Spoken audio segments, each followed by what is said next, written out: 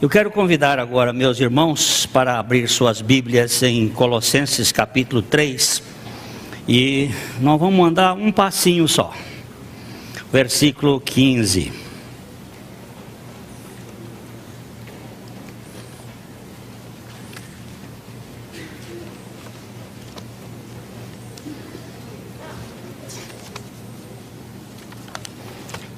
Colossenses 3:15.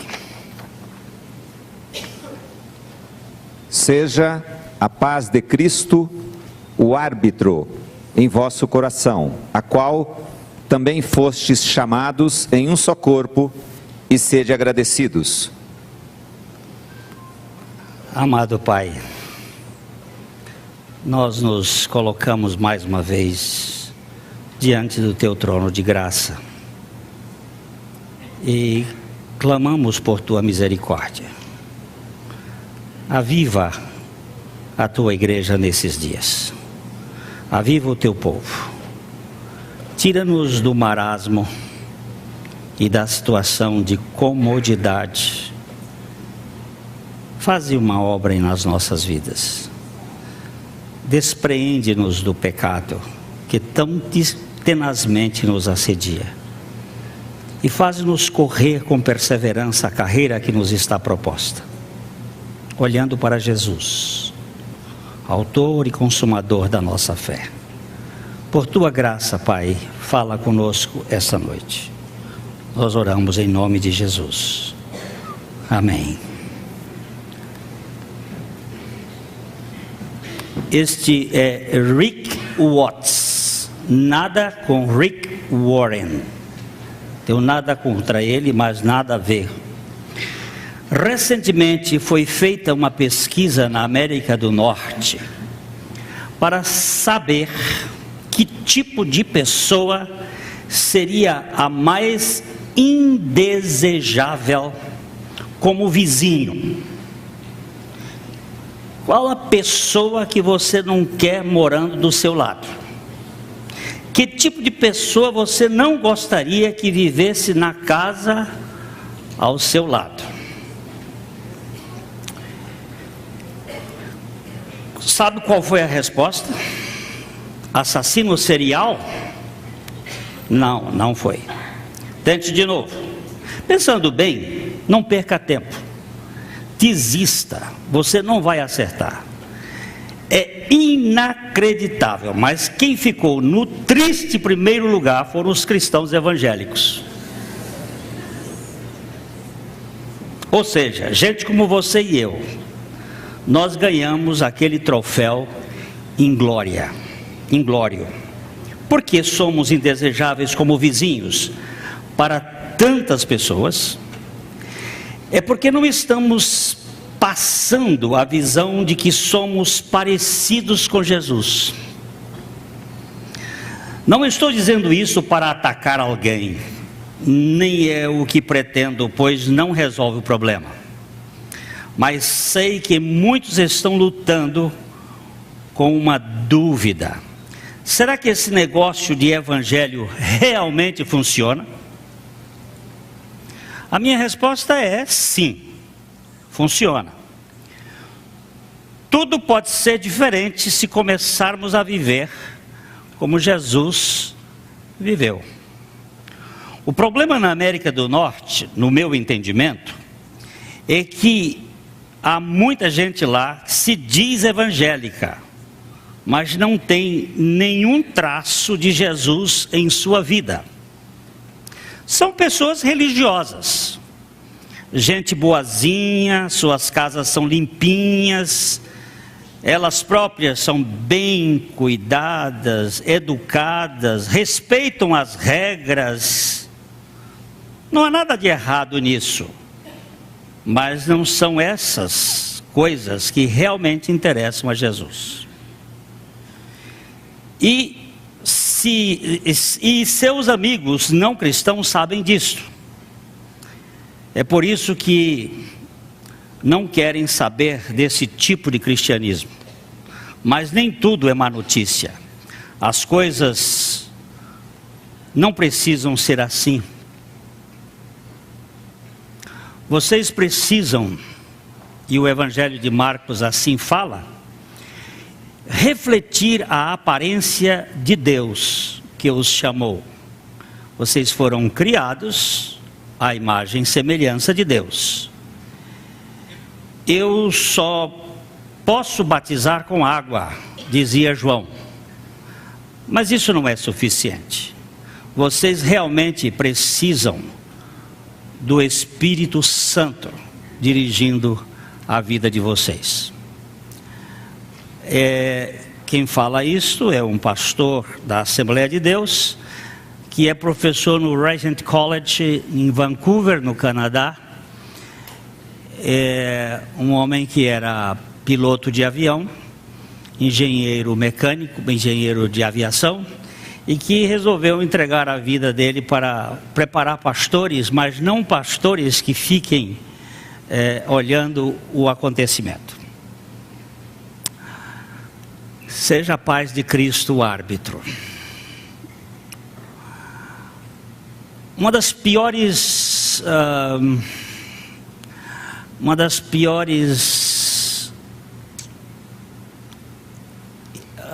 como é que eu vou dizer, emprego não é propriamente emprego. O que um juiz de futebol é? Função,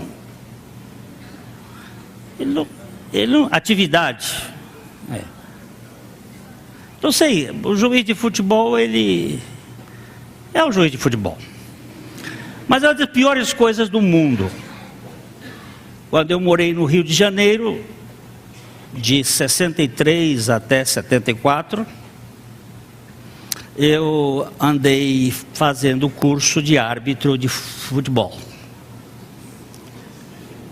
Mas eu apitei umas 2 partidas só. A minha mãe foi muito elogiada e eu levei um soco e desisti dessa função, desse trabalho, apesar de ter feito um curso de juiz pela Confederação Carioca de Futebol e desisti para nunca mais ser árbitro. Arbitrar é muito difícil, porque você não está trabalhando com leis fixas, é diferente de juiz, porque na verdade ele é árbitro.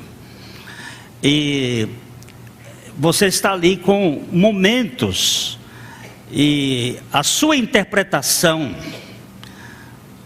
e a interpretação do jogador nem sempre coincidem, e dá conflito, e às vezes você vê o jogador ficar irritado, e a torcida mais ainda, de modo que é muito difícil. Mas a Bíblia usa esta expressão, e só aqui usa este verbo, para dizer que a paz de Deus, algumas versões dizem que a paz de Cristo, mas no original a palavra é theos, a paz de Deus, portanto de Cristo, porque Cristo é Deus, é o árbitro em nossos corações. É quem arbitra, é quem vai dizer o que se deve fazer. Não confunda a paz humana, que seria a ausência de tribulação, ou um estado de acomodação, com a paz de Cristo, a paz de Deus. O Senhor Jesus, por exemplo, vamos ver aqui em João capítulo 14, verso 27.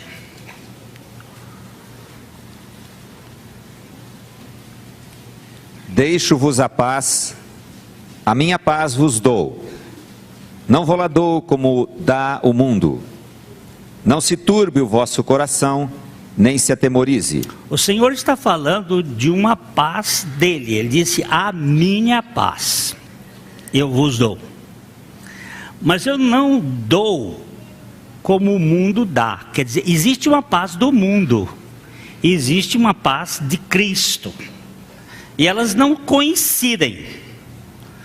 A paz do mundo é diferente da paz de Cristo.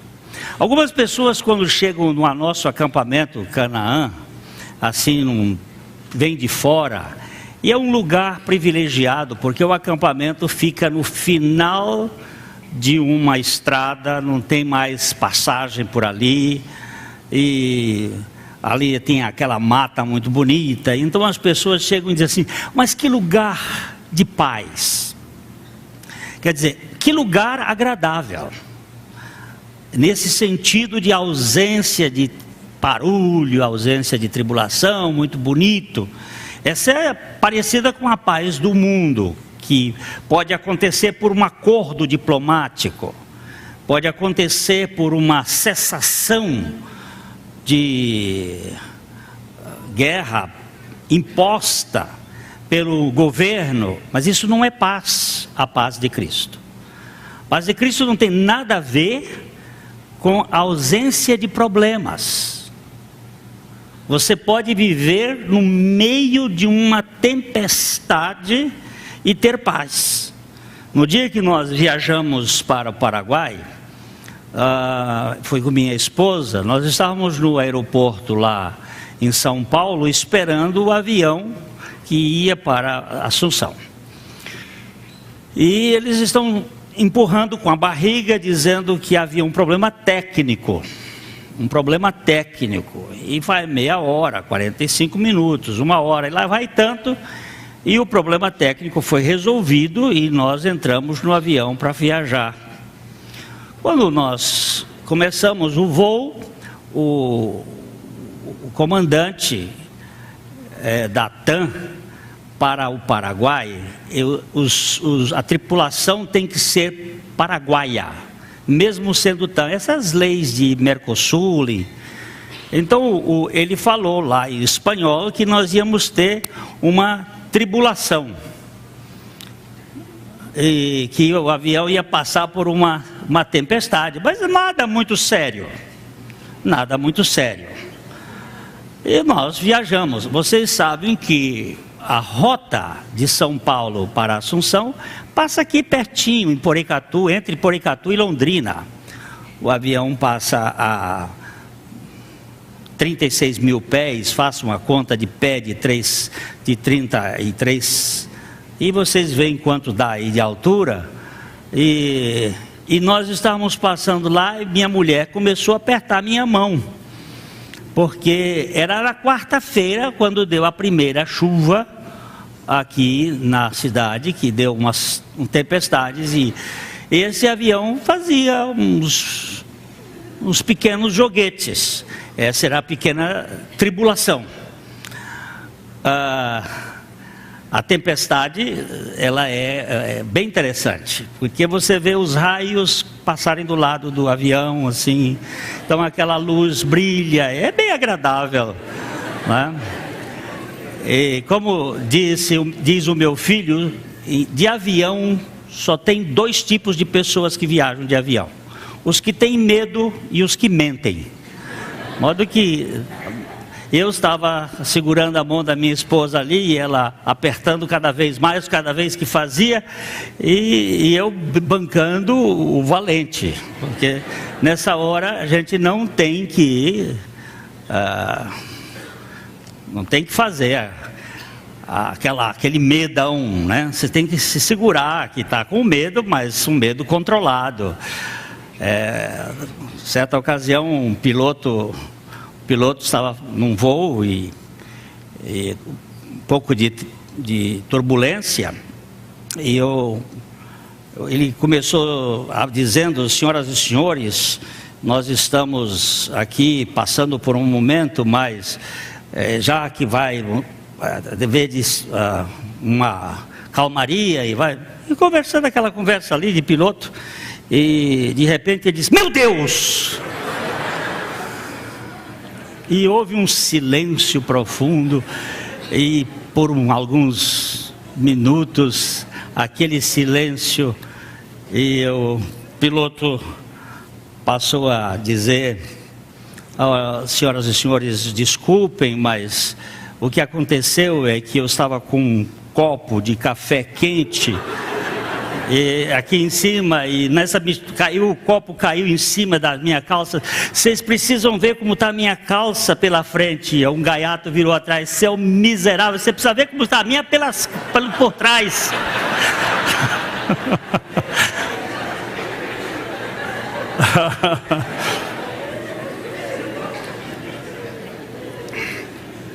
O fato é que nós passamos por muitas tribulações e na volta do Paraguai de novo, e foi no domingo, aquele domingo que teve aqui o tornado, nós passamos ali por perto das tribulações. Mas Jesus não falou desse tipo de tribulação.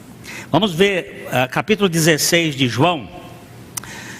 Capítulo 16 de João, verso 33. O Senhor está despedindo dos seus discípulos. Ele está indo embora deste mundo, e então ele levanta aqui uma questão.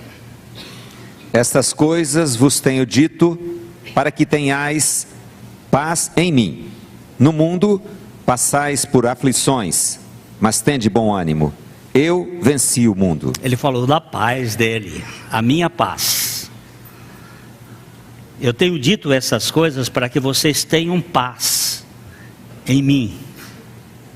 Paz. A paz de Cristo é diferente da paz do homem.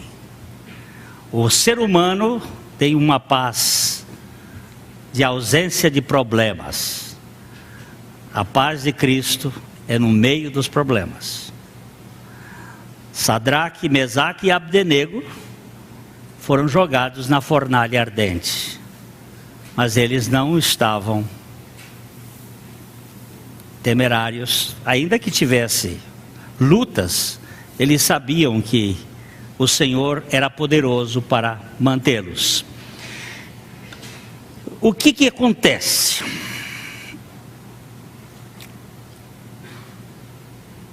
A paz de Cristo é o árbitro nos vossos corações.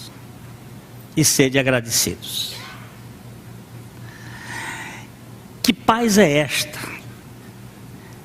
Tem algumas pessoas que vão tomar alguma decisão e dizem assim: olha, eu senti paz. E senti paz e vou fazer. E faz e não dá certo. É uma tormenta. Por quê? Porque essa não era a paz de Cristo. Não é uma ausência, não é um estado de ausência de problemas. George Miller foi quem mais me ajudou a compreender um pouquinho desse assunto.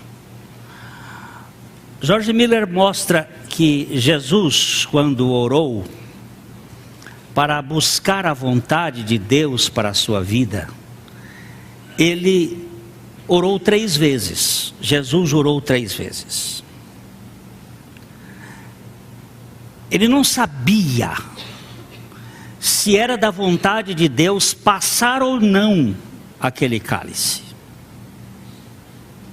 E ele então, por 3 vezes, durante uma noite, lá no Getsemane, ele se colocou de joelho e pediu que os seus discípulos estivessem com ele naquele momento crucial, orando, pedindo para que a vontade do Pai acontecesse na sua vida. E todas as vezes que ele voltava lá, os discípulos estavam dormindo, porque orar é muito difícil. A coisa mais difícil que tem é orar. Deus procurou em todo Israel um intercessor e não achou. É muito difícil você ficar só com Deus e interceder e buscar a paz que excede o entendimento. Porque esta paz transitória, ela não é a paz de Cristo. Então, quando você vai orar sobre um assunto, você quer, vamos dizer assim, buscar uma decisão, como é que você vai saber? O que está escrito, está escrito. Então, não tem que orar para pedir, Senhor, eu devo ou não matar aquele cara? Você não precisa fazer esse tipo de oração, porque está escrito, não matarás. Ainda que o Estado deveria ter o direito e a condição de exercer a pena de morte. Aí você está dizendo, mas isso é cruel. Eu digo, é cruel. Mas o Pedrinho, um psicopata que está solto agora, porque já cumpriu 34 anos da pena dele, ele está julgado por mais de 1000 e tantos anos, por 100 mortes que ele fez, 49 dentro do Carandiru e 51 fora, e está solto desde o ano 2007, ninguém sabe onde ele está. Lê de revista super interessante do mês de setembro, que fala sobre psicopatia. Se vocês quiserem, procurem por aí, leiam, e vocês vão ver que ele está solto, e está tatuado no braço dele assim, meu desejo é matar. 100 pessoas já morreram, muitos pais de famílias, e o Estado passa vistas grossas, porque há alguns sistemas que interessam que haja caos.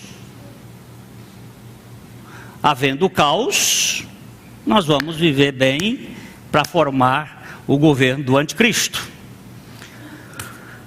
Mas nós temos que entender que ali o que está escrito, não precisa mais. Quando a gente desobedece, tem que olhar, Senhor, tem misericórdia de mim, tem misericórdia. Mas aquilo que eu não sei, será que este cara aqui vai ser meu marido, aquela vai ser minha esposa? Não está escrito na testa dela que é a vontade de Deus.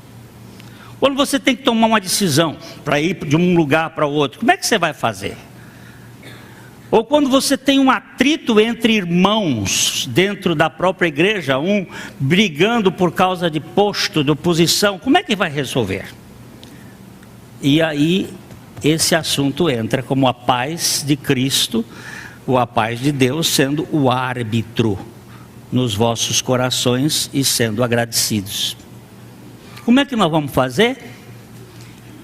Diante de determinadas coisas. O George Miller dizia, quando eu tinha que tomar uma decisão, que eu não sabia que rumo tomar, eu orava 3 vezes, porque Jesus orou 3 vezes, porque Paulo orou 3 vezes, porque Daniel orava 3 vezes, e 3 vezes, por que 3 vezes? Alguém diz, porque nós somos tricotômicos e Deus é uma trindade.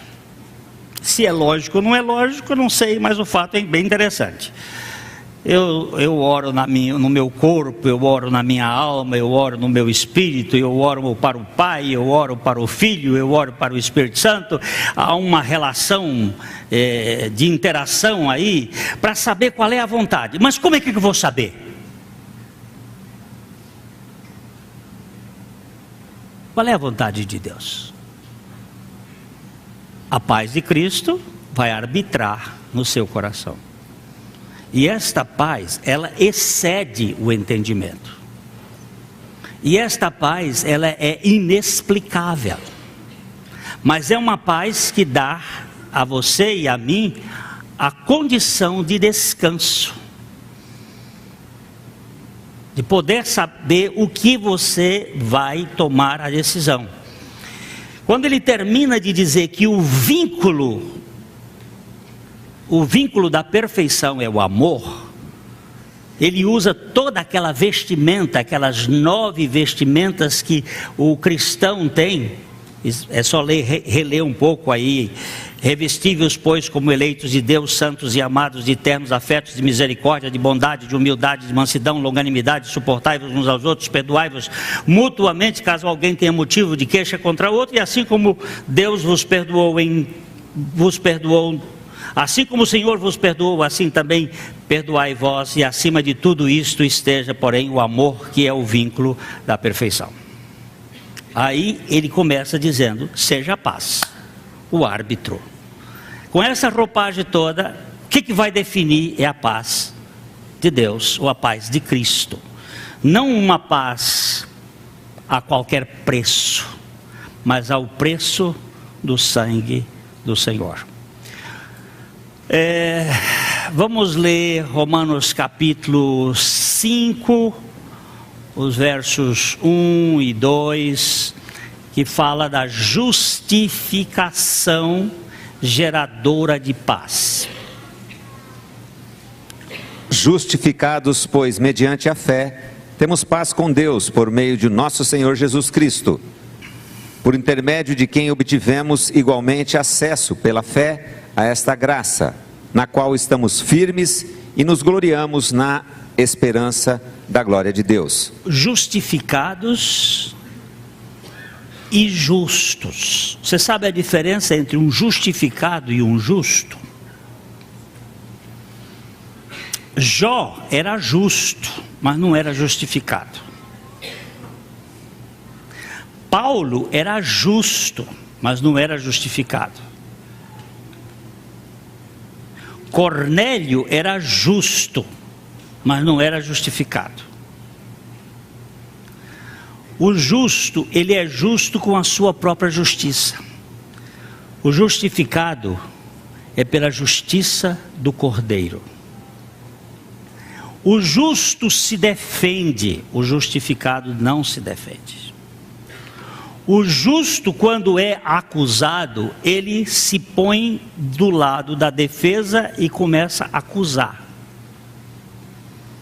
Como é que você sabe que tem a paz de Cristo?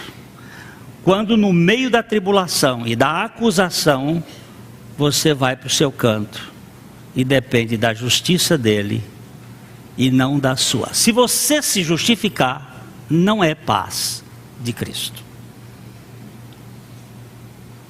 É a sua. Você quer ser baseado no seu argumento. Por exemplo, você é acusado de ter roubado uma empresa. Você é lá o contador ou administrador, você é acusado de ter roubado aquela empresa. Você não é culpado. Como é que você faz agora? Você pode pegar as provas, mostrar que você não é culpado, mas se ele quiser agora lhe botar na cadeia e fizer um redemoinho em você tem que ir para a cadeia e ficar quieto. Vê Paulo. Paulo foi para a cadeia várias vezes. Vê se Paulo se defendeu alguma vez. Se Paulo fosse candidato para ser pastor de alguma igreja hoje moderna, ele não seria. Porque o perfil de Paulo é bem ruinzinho. Primeiro, ele não era bom para falar, ele não tinha... ele era meio grosso, e ele foi preso várias vezes, levou algumas surras, mas era um cara... não tinha muito perfil para ser um pastor. Um irmão que está passando por uma luta, ele estava enfrentando uma situação e ele disse: e como é que eu faço agora, diante disso, as acusações? Eu digo: como é que Paulo fez? Paulo se defendeu alguma vez? Ele tinha a paz de Cristo como árbitro no seu coração. Não tenho que provar. Eu sei que eu não tenho merecimento nenhum. Eu sou um indigno. Mas eu fui justificado pela graça de Deus em Cristo. E essa graça de Deus em Cristo é o selo da minha aceitação. Um irmão disse assim: o pastor costuma empurrar com a barriga, contando assim as coisas, mas a vida dele não é bem assim. A minha vida não é bem assim, não. A minha vida é totalmente torta. Só que eu tenho um que me justificou. E esse que me justificou é aquele que vai continuar me levando até a estatura da varonilidade de Cristo. Aquele que começou a boa obra vai terminá-la. Só que eu não vou me esconder na casca de uma hipocrisia de que eu sou bom. Nós tratamos com os pastores lá do Projeto Timóteo agora lá em São Paulo, foi de tirar dente siso, sem buticão. Foi na base eu estou falando para médico, para dentista ali, foi difícil, porque mexer com esse lado sisudo da religiosidade paranoica é terrível.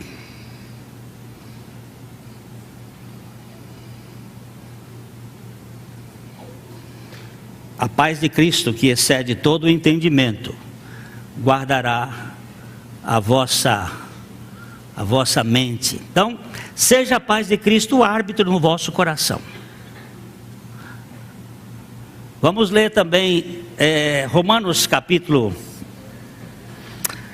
14, versículo 17.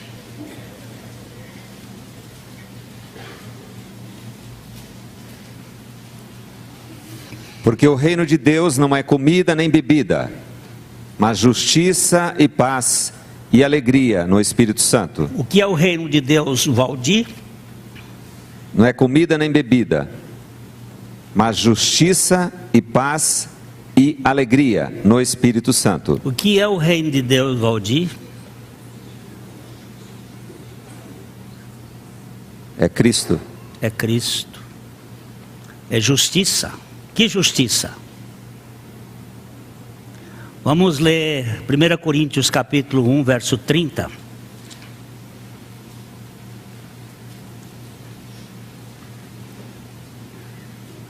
Mas vós sois dele, em Cristo Jesus, o qual se nos tornou da parte de Deus sabedoria e justiça e santificação e redenção. Quem é nossa sabedoria? É Cristo. Quem é a nossa justiça? É Cristo. Quem é a nossa santificação? É Cristo. Quem é a nossa redenção? É Cristo. Hã? Ele é tudo e em todos. Ele é a nossa justiça. Ele é a nossa justiça. E essa justiça não precisa ser tentada, ela nos é dada. E ele diz: o reino de Deus não é comida e bebida. O que Paulo estava combatendo ali era o conceito judaico de festas e comidas e bebidas e festejos e não sei o que, e tinha aquela festa tal, aquela festa qual. Vocês sabem que para tudo que tinha na história do povo de Israel, eles tinham uma festa. A festa da Páscoa era a saída do Egito. A festa de Purim era o problema quando eles estavam na Pérsia, lá aquela questão. Mas não tem nenhuma festa de Babilônia. Eles não têm festa da Babilônia. Sabe por quê? Porque eles nunca saíram da Babilônia.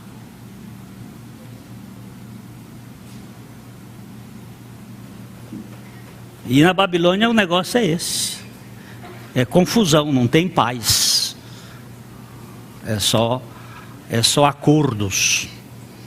E vamos dar uma outra lida em Romanos 15, 13. Vamos voltar.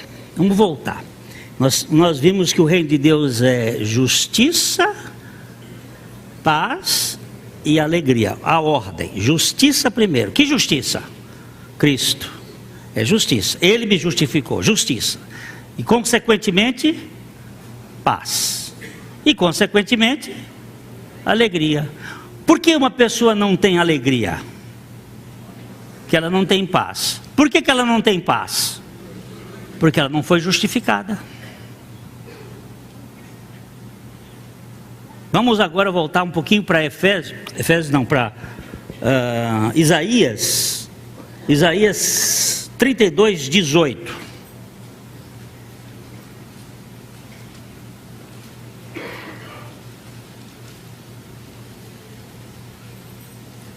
O meu povo habitará em moradas de paz, em moradas bem seguras e em lugares quietos e tranquilos. Um pouquinho atrás, às 17 diz: o efeito da justiça será paz, e o fruto da justiça, repouso e segurança para sempre. O que é o efeito da justiça?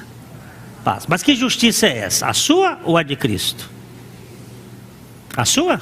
A sua dá indignação, a minha dá indignação, eu fico com raiva.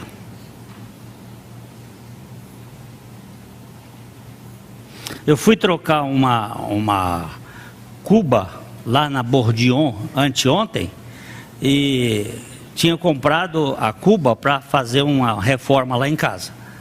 Na hora de voltar, a cuba veio com uma nota azul.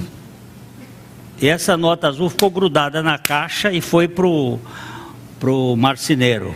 E ele perdeu a nota azul. Eu fui com a outra nota e cheguei lá, apresentei.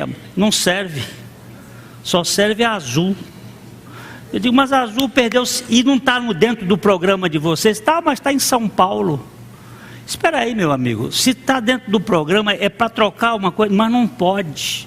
É ordem da casa. Eu digo, um país que tem Lula como presidente e a Bourdion como casa de negócio, não vale a pena a gente ficar aqui. Que história é essa? E aí, para que ter gerente? Aí eu fico indignado, porque a minha justiça me deixa indignado.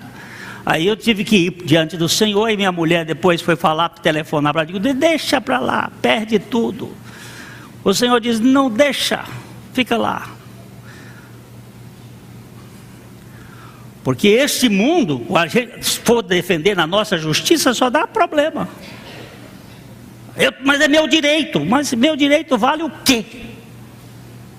Eu quero o direito de Cristo, a justiça de Cristo, operando em mim, porque ela vai gerar paz.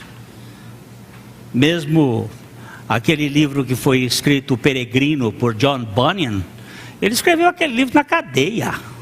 Ele foi preso não sei quantas vezes por pregar o evangelho. Toda vez que soltava ele ia pregar o evangelho. Tornava prender, ele tornava em pregar. Soltava, ele tornava em pregar. Enquanto isso, ia escrevendo o livro mais vendido depois da Bíblia, O Peregrino. E que teve grande, e que está tendo ainda, grande influência no mundo. Quem nunca leu O Peregrino, nunca leu uma boa literatura. Então, vou ver quantos aqui já leram O Peregrino. Pouca gente leu O Peregrino. Pouca gente. Que pena, vocês estão perdendo uma boa literatura. Tem um que é feito para criança, que é porcaria. Aquele lá é para menininho. São 2 volumes, ou então o grande, que conta a história do homem que sai daqui e vai para o céu. Como é que é a caminhada do peregrino? Não é fácil não, mas é gloriosa. Agora, temos paz ou não temos paz? Nenhuma condenação há para os que estão em Cristo Jesus. Então tem paz.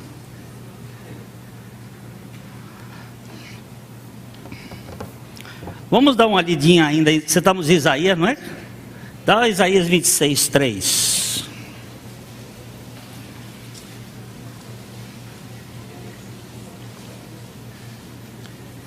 Tu, Senhor, conservarás em perfeita paz aquele cujo propósito é firme, porque ele confia em ti. Então vamos aqui para terminar hoje, domingo que vem eu continuo. Se diante de alguma tribulação você ficar indignado, essa justiça é a sua. Se você ficar brabo, essa justiça é a sua. Se você for a vingança, a justiça é a sua. Então você precisa substituir essa pela de Cristo, porque a de Cristo vai trazer descanso. Tu conservarás em perfeita paz aquele cuja mente está firme em ti, porque confia em ti. Essa é a paz de Deus, é a paz que guarda os nossos corações. Você tá brabo porque o cara ali passou para trás no seu serviço, ficou indignado? Então, você tem direito? Tem direito, está tudo certo, mas a coisa é séria quando você ferve e fica amargurado e ressentido, e aquilo vai pegando você pela, né? Eu sei que nós estamos vivendo numa cidade muito agressiva. Um irmão nosso essa semana foi assaltado aqui no centro, puseram a arma na cabeça, levaram para casa dos pais, roubaram tudo que eles puderam roubar, e as coisas são sérias. Mas eu estava saindo com minha esposa do aeroporto de São Paulo domingo à noite, e o taxista apavorado. O taxista estava morto de medo, porque eu dei o lugar para onde eu ia, e é um lugar excelente em São Paulo, Jardim Paulista, numa rua muito boa, a José Maria Lisboa, entre a Pamplona e a 9 de Julho, muito movimento. E ele disse: agora o senhor, por favor, telefona para o seu filho e pede para ele abrir lá, porque esse carro aqui está saindo do aeroporto de Guarulhos. E esse carro aqui é visado pelos motoqueiros, porque quem está vindo de Guarulhos está vindo do exterior. E eles estão aí tentando querer pegar o que vocês trazem. E tem um grupo, e há umas 2 semanas atrás, houve um caso aqui em São Paulo. O senhor está sabendo? Diz: não, nós estamos meio por fora de notícia. Pois é, o camarada desceu com as bagagens e puseram o revólver, e ele teve que botar as coisas todas num carro do lado, e levaram, e lá na frente eles pararam e foram passar daquele carro que era roubado para o carro deles mesmo. E nisso alguém viu, chamou a polícia. Quando a polícia chegou, tinha uma senhora, alta funcionária do Tribunal de Justiça, com os seus filhos, um advogado e o outro administrador de empresa, que eram os ladrões. E ela deu uma carteiraça em cima dos policiais. Mas nesse país onde o roubo como é que vamos dizer, institucionalizado, a coisa está ficando feia. Mas onde é que nós vamos ter paz? Só em Cristo. Só em Cristo. Meus irmãos, a coisa está séria, mas Jesus tem o controle e nós precisamos dele. Senhor, guarda-nos, conduz-nos, liberta-nos, que nós nunca possamos confiar em nós mesmos. O Alexandre disse que um dos problemas é que nós somos autossuficientes, nem orar a gente ora mais. Você sai de casa para viajar, você ora? Pois é, tem gente que nem faz. Senhor, guarda a casa, guarda nós, guarda de guarda, porque outra coisa terrível é guarda de estrada. Eles que deviam guardar, não guardam. Guarda deles. Eu ia contar mais uma outra história, mas já está tarde. Mas uma outra história que aconteceu bem aqui, essa semana passada, bem aqui mas não vou contar, deixa para domingo que vem. Não, eu não estou com pressa. Domingo que vem vocês voltam. Aqui é Rede Globo. Aliás, eu vi uma boa entrevista da Marília Gabriela lá em São Paulo. Cheguei de noite lá do interior, aquela Hermelino Matarazzo, e a minha esposa estava vendo uma entrevista da Marília Gabriela com o William Bonner. E eu fiquei muito encantado com aquele moço. Sabe uma das coisas que ele disse? Que ele metia o chicote no rabo do filho dele lá, batendo nele. E ela disse: mas você faz isso? É um absurdo. Como é que você bate numa criança? Ele disse, não, eu aprendi desde pequeno, foi assim, minha mãe me ensinou, foi apanhando. E eu até me identifiquei muito com o Bush, quando jogaram aquele sapato dele que ele desviou, eu aprendi assim, desviar do chinelo da minha mãe, ó. Ela, de vez em quando ela mandava um chinelo e era certeiro. Hoje nós estamos educando, tem até gente aqui na nossa cidade de Londrina, da alta, que diz o seguinte, o pivete é levado para casa e a promotor, sei lá quem é que diz, olha, você vai lá, você cuida do seu filho, mas olha, se o seu pai lhe bater, você me conta. Que aí aí aquela criança fica um monstro, porque é isso que estão ensinando. Eu não estou falando de arrebentar com criança, eu não estou falando de você quebrar a criança, estou falando de corrigir criança. Os meus filhos aprenderam no quarto, e quando eu os levava para o quarto, eles sabiam que eles iam apanhar no traseiro. Deus já preparou o lugar bom, macio. 3 varadinhas eram suficientes, e depois que eles apanhavam, sentava com eles e chorava com eles e orava com eles. E foram umas 3 ou 4 vezes que aconteceu isto, de tal modo que bastava dizer não, não, e sim, sim. E até hoje é assim. A gente tem que ensinar os filhos. Agora o mundo está dizendo que não é assim não, que você tem que deixar à vontade para virar esses monstros. Mas essa aqui é uma lição assim de... Seria um parênteses, amado mestre? É um parêntese, querido, um parêntese. Um parêntese. Esse é uma lição adicional. Queridos, nós vamos para nossas casas, mas eu queria pedir uma coisa para você. Essa semana ore pela nossa cidade, para que tenhamos paz. Ore pelas pessoas que não conhecem Jesus. Eu estou aprendendo a evangelizar. Lá em São Paulo, no aeroporto, eu cheguei perto de uma moça que foi me servir o café. Eu disse para ela assim, eu quero contar para você a respeito de um cara que é apaixonado por você.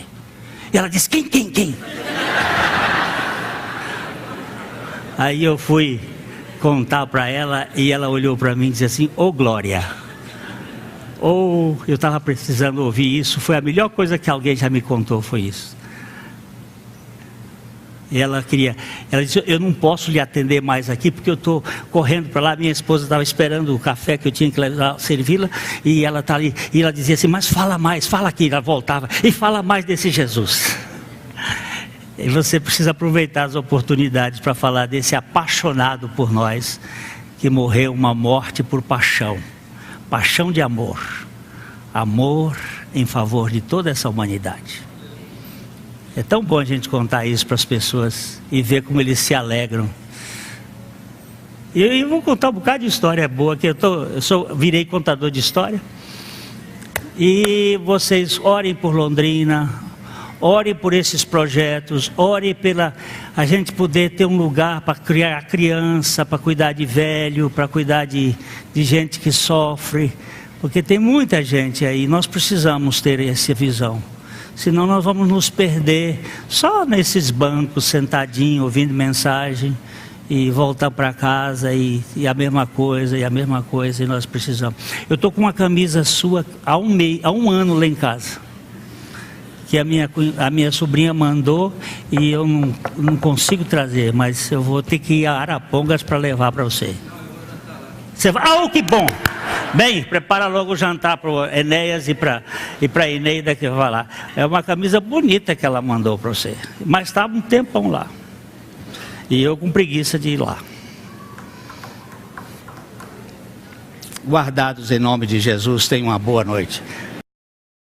A mensagem que você acabou de assistir faz parte do Ministério de Comunicação Palavra da Cruz. Temos um grande acervo de estudos bíblicos em áudio e vídeo. Distribuímos também, gratuitamente, o jornal mensal Palavra da Cruz. Entre em contato conosco pelo fone fax 0 operadora 43 3322 3037 ou pelo e-mail com@palavradacruz.com.br. Visite-nos também pelo site www.palavradacruz.com.br. Graça e paz.